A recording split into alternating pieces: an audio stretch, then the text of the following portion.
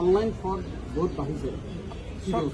Stock মাৰ্কেটত বিনিয়োগৰ নামত যিসকলে টকা পইচা লৈছে, মই সাধাৰণ ৰাইজক জনাব খোজো যে এনেকুৱা কোনো ব্যৱস্থা নাই।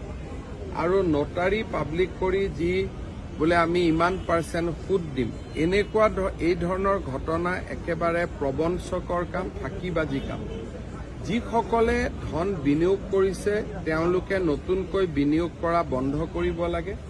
এনেকুৱা কোনো ধৰণৰ ষ্টক ব্ৰকাৰ আইনমতে তেওঁলোকে এনেকে ষ্টক ব্ৰকিঙৰ কাম কৰিব নোৱাৰে। এইটো একেবাৰে আইন বিৰোধী কাম। আজি পুলিচে একশ্যন লৈছে, অহা কেইবাটাও দিনত আৰু একশ্যন ল'ব। মই ৰাইজক এটাই অনুৰোধ কৰিম যে ষ্টক মাৰ্কেটত কোনোবাই সোমাব খুজিলে তাত ডিমেট একাউণ্ট খুলিব লাগে, তাত এটা পূৰ্ণ ব্যৱস্থা আছে। এনেকে ব্ৰকাৰৰ থ্ৰুদি ষ্টক মাৰ্কেটত যোৱা